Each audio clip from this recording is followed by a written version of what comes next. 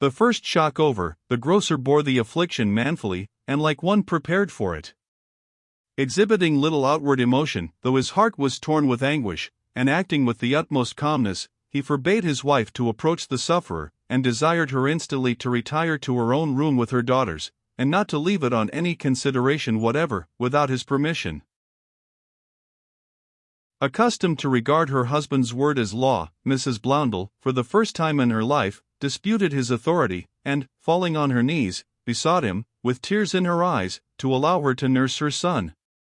But he remained inflexible, and she was forced to comply. He next gave similar directions to old Josina respecting his 2 younger sons, with this difference only, that when they were put to rest, and the door was locked upon them, she was to return to the kitchen and prepare a posset drink of canary and spirits of sulphur, together with a poultice of mallows, lily roots, figs, linseed, and palm oil, for the patient. These orders given and obeyed, with Leonard Holt's assistance for Blaise, who had crept into a corner, in extremity of terror, was wholly incapable of rendering any help. He conveyed his son to the adjoining room, on the ground floor, where there was a bed, and placing him within it, heaped blankets upon him to promote profuse perspiration, while the apprentice lighted a fire. Provided with the most efficacious remedies for the distemper, and acquainted with the mode of treating it prescribed by the College of Physicians, Blondel was at no loss how to act, but, rubbing the part affected with a stimulating ointment, he administered at the same time doses of mithridate, venestricle, and other potent alexipharmacs. He had soon the satisfaction of perceiving that his son became somewhat easier, and after swallowing the posset drink prepared by old Josina, who used all the expedition she could, a moisture broke out upon the youth's skin, and appeared to relieve him so much, that, but for the ghastly paleness of his countenance, and the muddy look of his eye, his father would have indulged a hope of his recovery. Up to this time, the grocer had acted for himself, and felt confident he had acted rightly, but he now deemed it expedient to call in advice, and, accordingly, commissioned his apprentice to fetch Dr. Hodges, a physician, residing in Great Knightrider Street, Doctors' Commons, who had recently acquired considerable reputation for his skillful treatment of those attacked by the plague, and who, it may be incidentally mentioned, afterwards gave to the medical world a curious account of the ravages of the disorder, as well as of his own professional experiences during this terrible period. He likewise told him, and he could not repress a sigh as he did so, to give notice to the examiner of health. There were 1 or 2 officers, so designated, appointed to every parish, at this awful season, by the city authorities, that his house was infected. While preparing to set out, Leonard again debated with himself whether he should acquaint his master with Maurice Wyville's meditated visit. But conceiving it wholly impossible that Amabel could leave her mother's room, even if she were disposed to do so, he determined to let the affair take its course. On his way to the shop, he entered a small room occupied by Blaise, and found him seated near a table, with his hands upon his knees, and his eyes fixed upon the ground, looking the very image of despair. The atmosphere smelt like that of an apothecary's shop, and was so overpowering, that Leonard could scarcely breathe. The table was covered with pillboxes and phials, most of which were emptied, and a dim light was afforded by a candle with a most portentous crest of snuff. "So you have been poisoning yourself, I perceive," observed Leonard, approaching him. "Keep off," cried the porter, springing suddenly to his feet. "Don't touch me, I say." "Poisoning myself. I have taken 3 Rufuses, or pestilential pills, 2 spoonfuls of alexitral water, the same quantity of antipestilential decoction, half as much of Sir Theodore Mayern's electuary, and a large dose of orvietan. Do you call that poisoning myself? I call it taking proper precaution, and would recommend you to do the same. Beside this, I have sprinkled myself with vinegar, fumigated my clothes, and rubbed my nose, inside and out, till it smarted so intolerably, I was obliged to desist, with balsam of sulphur." "Well, well, if you don't escape the plague, it won't be your fault," returned Leonard, scarcely able to refrain from laughing. "But I have something to tell you before I go." "What is the matter?" demanded Blaise, in alarm.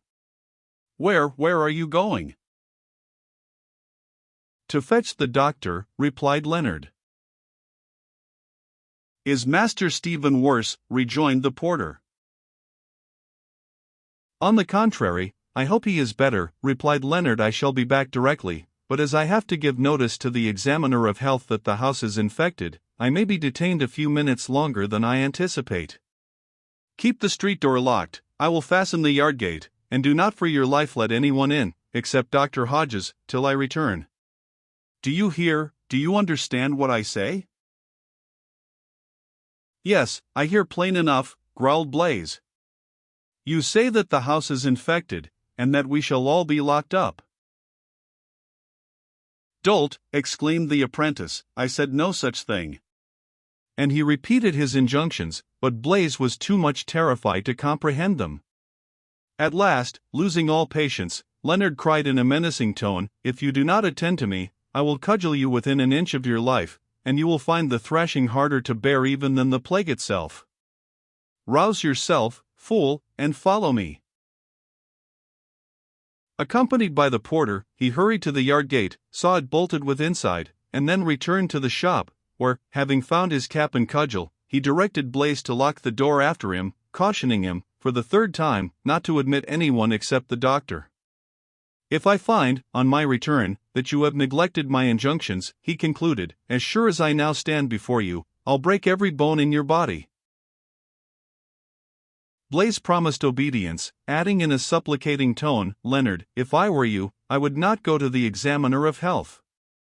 Poor Stephen may not have the plague, after all. It's a dreadful thing to be imprisoned for a month, for that's the time appointed by the Lord Mayor. Only a week ago I passed several houses in Holborn, shut up on account of the plague, with a watchman at the door, and I never shall forget the melancholy faces I saw at the windows. It was a dreadful spectacle, and has haunted me ever since." "It cannot be helped," rejoined Leonard, with a sigh. "If we disobey the Lord Mayor's orders, and neglect giving information, we shall all be sent to Newgate, while poor Stephen will be taken to the pest house. Besides, the searchers will be here before morning. They are sure to learn what has happened from Dr. Hodges." "True, true," replied Blaze, "I had forgotten that. Let me go with you, dear Leonard. I dare not remain here longer." "What? Would you leave your kind good master, at a time like this, when he most needs your services?" rejoined Leonard, reproachfully. "Out, cowardly hound! I am ashamed of you.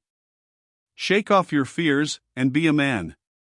You can but die once, and what matters it whether you die of the plague or the colic?" "It matters a great deal," replied Blaze. "I am afraid of nothing but the plague. I am sure I shall be its next victim in this house. But you are right, I cannot desert my kind master, nor my old mother. Farewell, Leonard. Perhaps we may never meet again. I may be dead before you come back. I feel very ill already." "No wonder, after all the stuff you have swallowed," returned Leonard.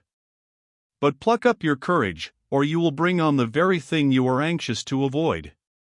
As many people have died from fear as from any other cause. One word before I go. If anyone should get into the house by scaling the yard wall, or through the window, instantly alarm our master." "Certainly," returned Blaze, with a look of surprise, "but do you expect anyone to enter the house in that way?" "Ask no questions, but do as I bid you," rejoined Leonard, opening the door, and about to go forth. "Stop a moment," cried Blaze, detaining him, and drawing from his pocket a handful of simples. "Won't you take some of them with you to guard against infection? There's wormwood, woodsorrel, masterwort, zedoary, and angelica, and lastly, there is a little bottle of the sovereign preservative against the plague, as prepared by the great Lord Bacon, and approved by Queen Elizabeth. Won't you take that?" "I have no fear," replied Leonard, shutting the door in his face. And as he lingered for a moment while it was locked, he heard Blaze say to himself, "I must go and take 3 more Rufuses and a large dose of Diascordium. It was a bright moonlight night, and as the apprentice turned to depart, he perceived a figure hastily retreating on the other side of the way. Making sure it was Maurice Wyville, though he could not distinguish the garb of the person, that side of the street being in the shade, and stung by jealousy, he immediately started in pursuit. The fugitive struck down Lad Lane, and run on till he came to the end of Lawrence Lane, where, finding himself closely pressed, he suddenly halted, and pulling his hat over his brows to conceal his features, fiercely confronted his pursuer. "Why do you follow me thus, rascal?" he cried, drawing his sword. "Would you rob me? Begone, or I will call the watch." "It is his voice," cried the apprentice. "I have news for you, Mr. Maurice Wyville. You will not see Amabel tonight. The plague is in her father's house." "The plague!" exclaimed Wyville, in an altered tone, and dropping the point of his sword. "Is she smitten by it?" The apprentice answered by a bitter laugh, and without tarrying longer to enjoy his rival's distress, set off towards Cheapside. Before reaching the end of Lawrence Lane, however, he half repented his conduct, and halted to see whether Wyville was following him, but as he could perceive nothing of him, he continued his course. Entering Cheapside, he observed, to his surprise, a crowd of persons collected near the cross, then standing a little to the east of Wood Street. This cross, which was of great antiquity, and had undergone many mutilations and alterations since its erection in 1486, when it boasted, amongst other embellishments, images of the Virgin and Saint Edward the Confessor, was still not without some pretensions to architectural beauty. In form it was hexagonal, and composed of 3 tiers, rising from one another like the divisions of a telescope, each angle being supported by a pillar surmounted by a statue, while the intervening niches were filled up with sculptures, intended to represent some of the sovereigns of England. The structure was of considerable height, and crowned by a large gilt cross.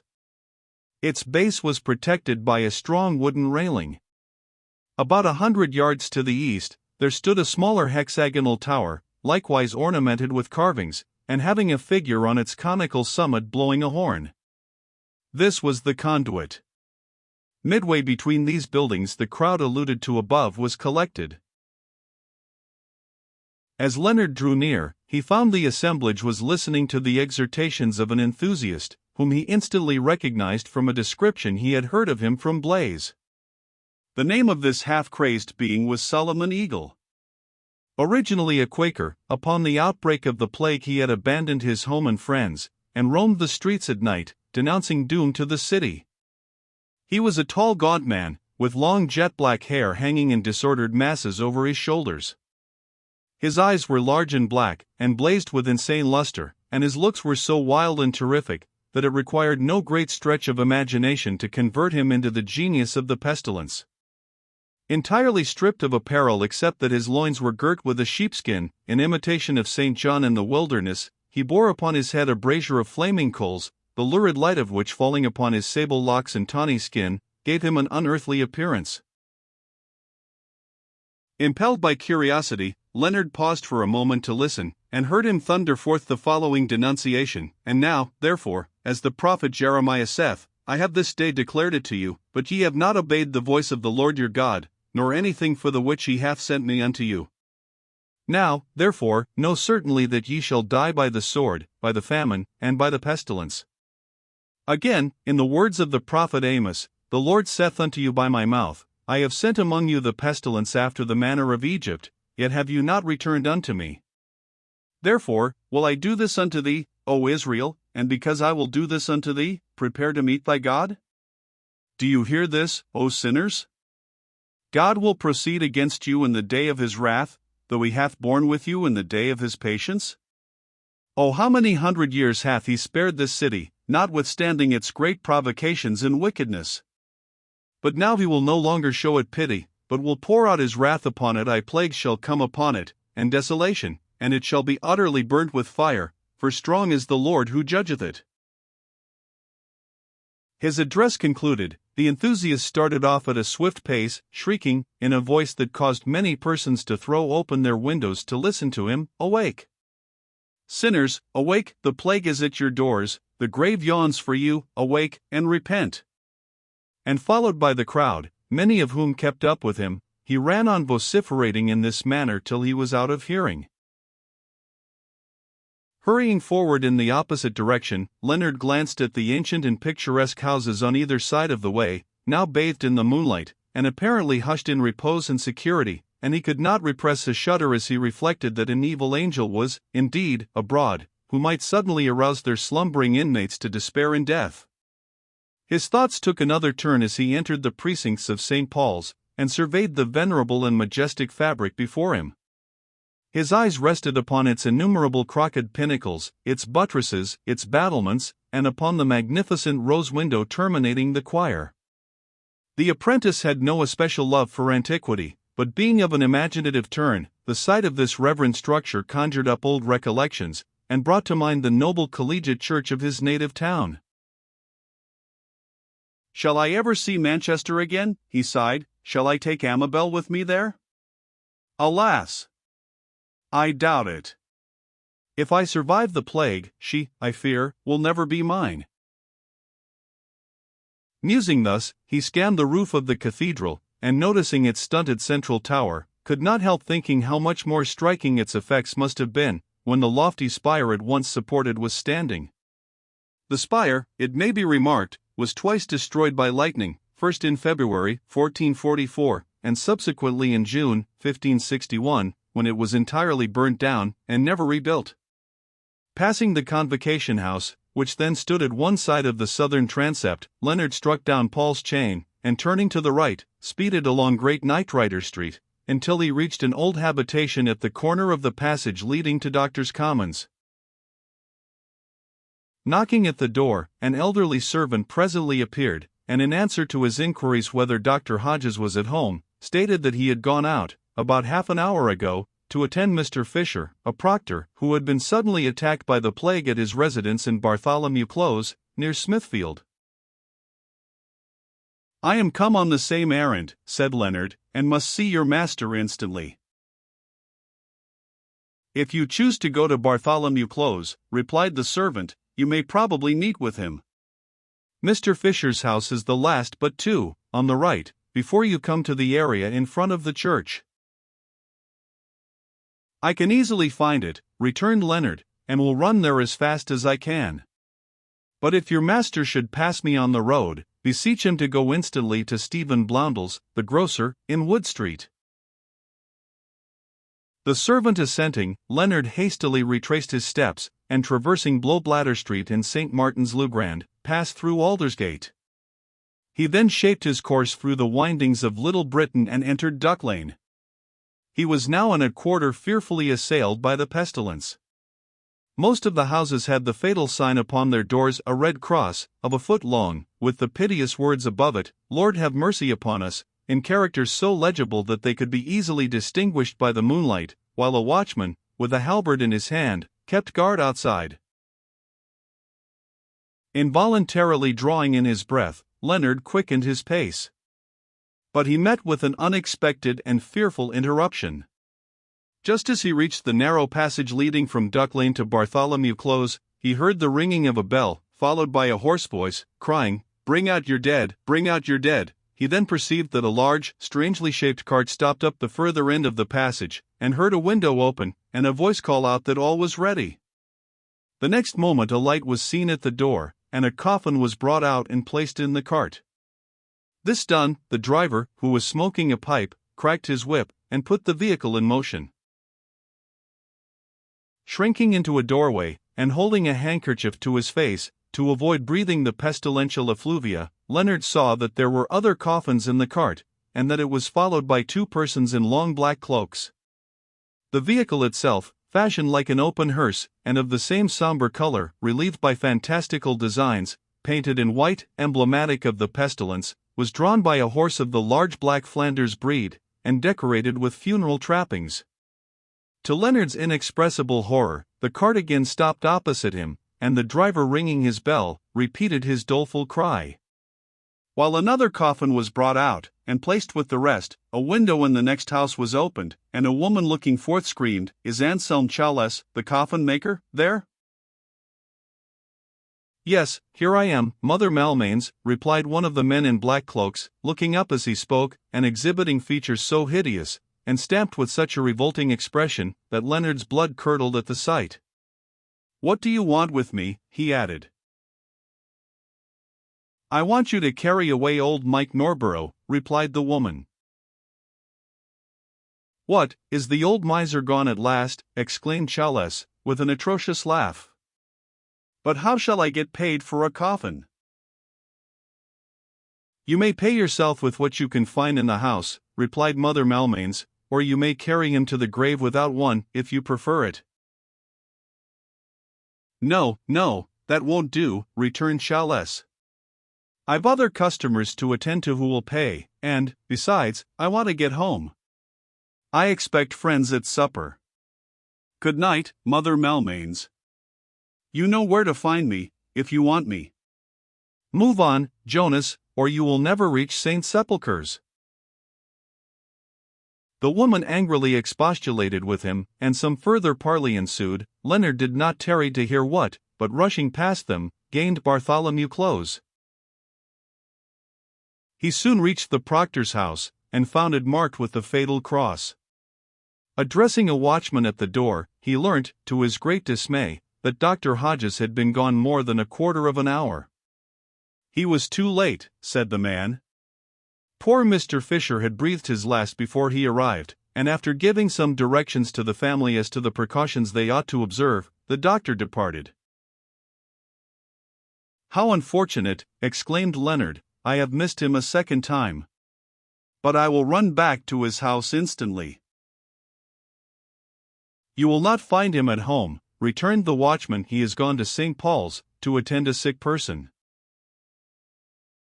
"To St. Paul's at this hour?" cried the apprentice. "Why, no one is there, except the vergers or the sexton." "He is gone to visit the sexton, who is ill of the plague," replied the watchman. "I have told you all I know about him. You can do what you think best." Determined to make another effort before giving in, Leonard hurried back as fast as he could. While threading Duck Lane, he heard the doleful bell again, and perceived the dead cart standing before a house, from which two small coffins were brought. Hurrying past the vehicle, he remarked that its load was fearfully increased, but that the coffin maker and his companion had left it.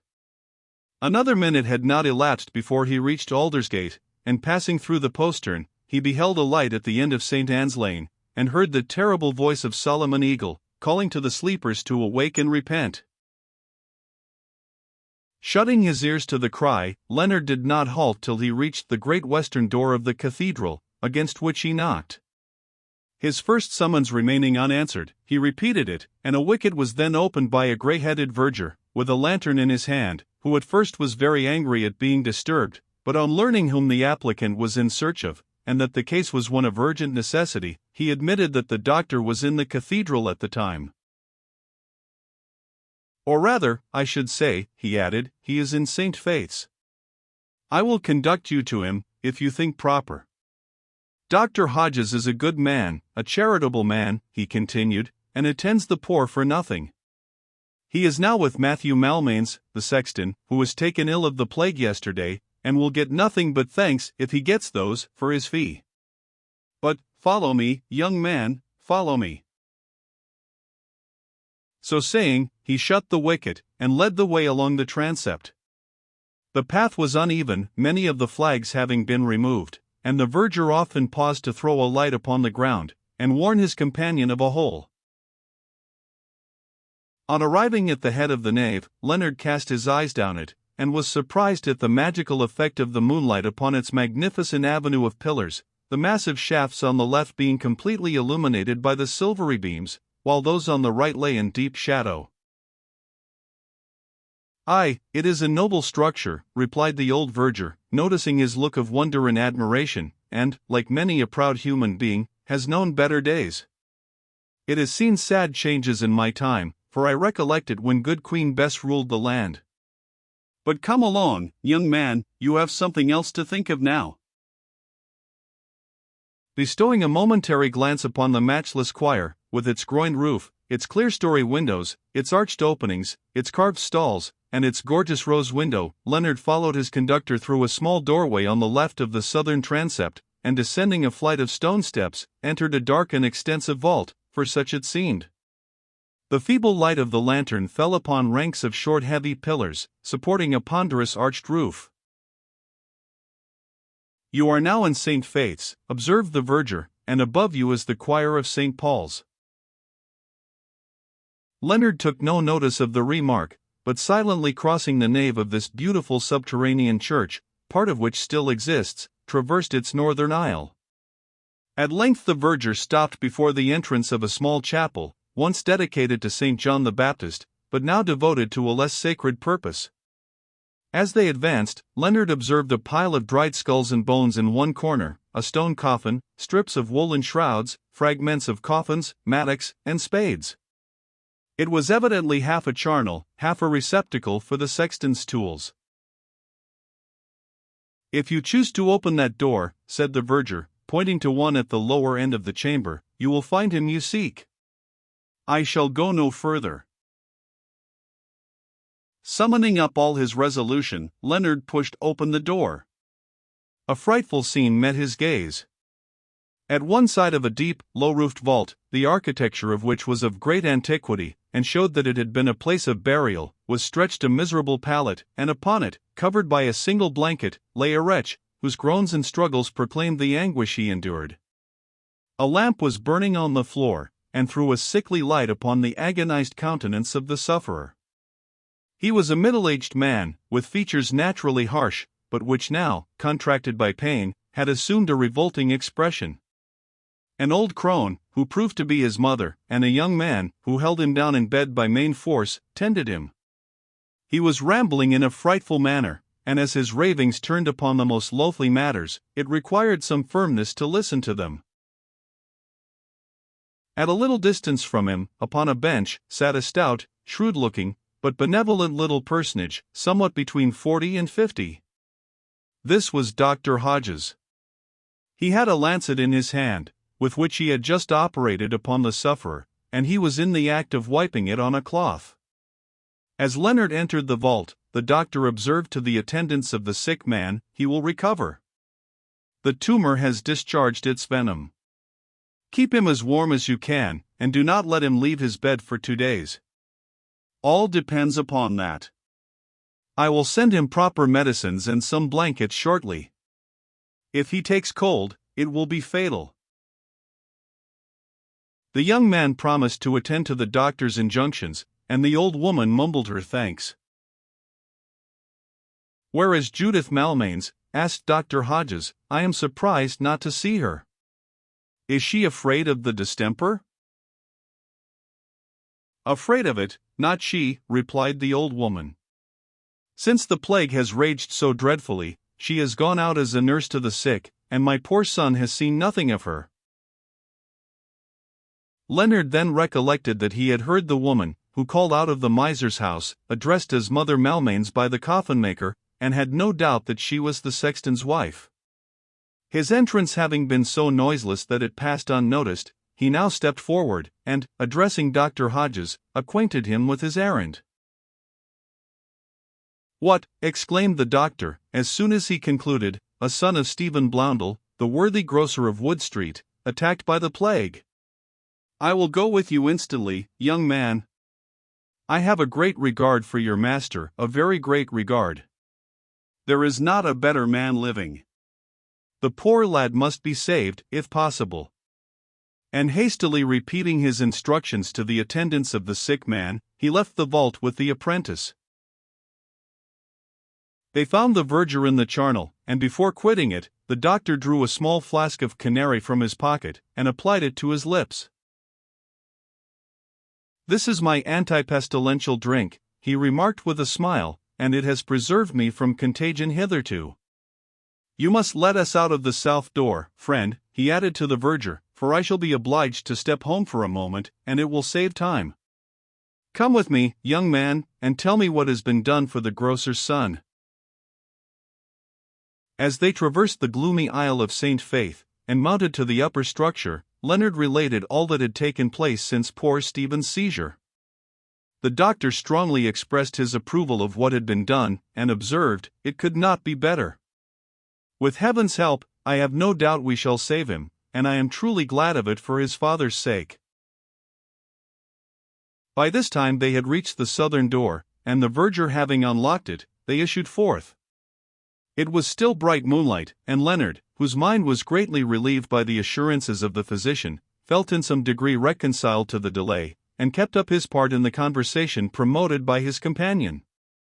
The doctor, who was an extremely kind-hearted man, and appeared to have a great regard for the grocer, made many inquiries as to his family, and spoke in terms of the highest admiration of the beauty of his eldest daughter. The mention of Amabel's name, while it made Leonard's cheek burn, rekindled all his jealousy of Wyville, and he tried to make some excuse to get away, but his companion would not hear of it. "I tell you there is no hurry," said the doctor, "all is going on as well as possible. I will make your excuses to your master." On reaching the doctor's house they were ushered into a large room, surrounded with bookshelves and cases of anatomical preparations. Hodges seated himself at a table, on which a shaded lamp was placed, and writing out a prescription, desired his servant to get it made up at a neighboring apothecary's, and to take it, with a couple of blankets, to the sexton of St. Paul's. He then produced a bottle of medicated canary, and pouring out a large glass for the apprentice, drained another himself. "I will answer for its virtue," he said, "it is a sure preservative against the plague." Having furnished himself with several small packets of simples, a few pots of ointment, 1 or 2 phials, and a case of surgical instruments, he told Leonard he was ready to attend him. "We will go round by Warwick Lane," he added. "I must call upon Chowless, the coffin-maker. It will not detain us a moment, and I have an order to give him." The mention of this name brought to Leonard's mind the hideous attendant on the dead cart, and he had no doubt he was the person in question. It did not become him, however, to make a remark, and they set out. Mounting Addle Hill, and threading Ave Maria Lane, they entered Warwick Lane, and about halfway up the latter thoroughfare, the doctor stopped before a shop, bearing on its immense projecting sign the representation of a coffin lying in state, and covered with scutcheons, underneath which was written, "Anselm Chowles, coffin-maker." "I do not think you will find Mr. Chowless at home," observed Leonard, "for I saw him with the dead cart not half an hour ago." "Very likely," returned the doctor, "but I shall see one of his men. The coffin-maker's business is now carried on in the night time," he added, with a sigh, "and he drives a flourishing trade. These sad times will make his fortune." As he spoke, he rapped with his cane at the door, which, after a little delay, was opened by a young man in a carpenter's dress, with a hammer in his hand. On seeing who it was, this person exhibited great confusion, and would have retired, but the doctor, pushing him aside, asked for his master. "You cannot see him just now, sir," replied the other, evidently considerably embarrassed. "He has just come home greatly fatigued, and is about to retire to rest." "No matter," returned the doctor, entering a room, in which 3 or 4 other men were at work, hastily finishing coffins, "I must see him." No further opposition being offered, Hodges, followed by the apprentice, marched towards an inner room. Just as he reached the door, a burst of loud laughter, evidently proceeding from a numerous party, arose from within, and a harsh voice was heard chanting the following strains. Song of the Plague. To others the plague a foe may be, to me 'tis a friend, not an enemy. My coffins and coffers alike it fills, and the richer I grow the more it kills. Drink the plague! Drink the plague! 4 months, 4 years, may it spend its rage on lusty manhood and trembling age, though half mankind of the scourge should die, my coffins will sell, so what care I? Drink the plague! Drink the plague! Loud acclamations followed the song, and the doctor, who was filled with disgust and astonishment, opened the door. He absolutely recoiled at the scene presented to his gaze. In the midst of a large room, the sides of which were crowded with coffins, piled to the very ceiling, sat about a dozen personages, with pipes in their mouths, and flasks and glasses before them.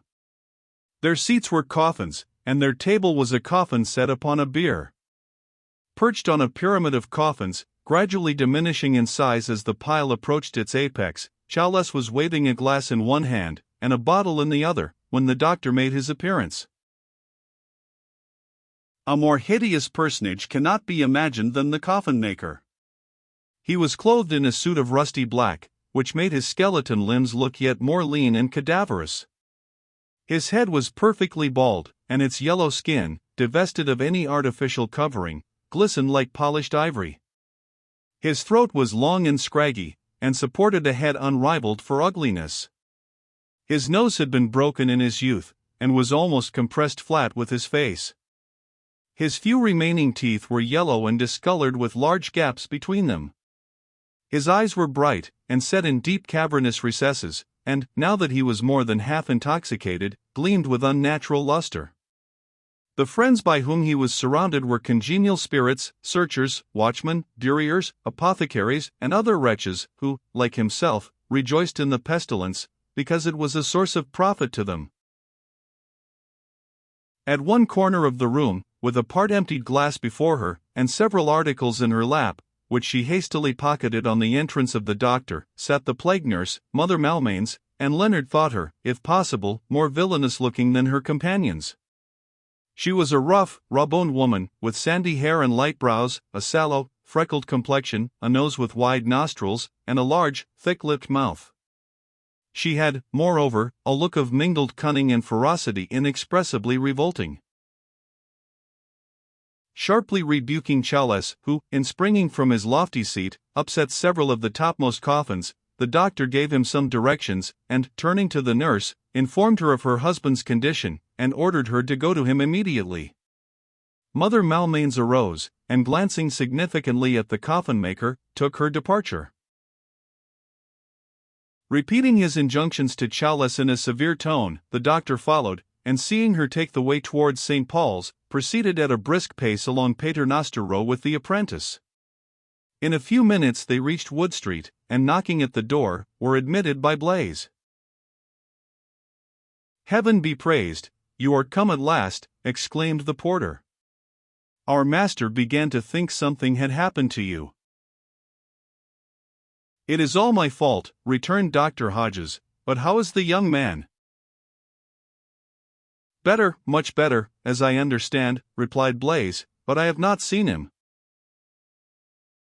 "Come, that's well," rejoined Hodges. "Lead me to his room." "Leonard will show you the way," returned the porter, holding back. Glancing angrily at Blaise, the apprentice conducted the doctor to the inner room, where they found the grocer, with the Bible on his knee, watching by the bedside of his son. He was delighted with their appearance, but looked inquisitively at his apprentice for some explanation of his long absence.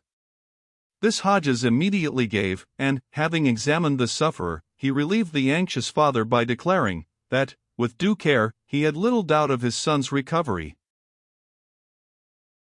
"God be praised," exclaimed Blondel, falling on his knees. Hodges then gave minute directions to the grocer as to how he was to proceed, and told him it would be necessary for some time to keep his family separate. To this Blondel readily agreed. The doctor's next inquiries were, whether notice had been given to the examiner of health, and the grocer referring to Leonard, the latter acknowledged that he had forgotten it, but undertook to repair his omission at once.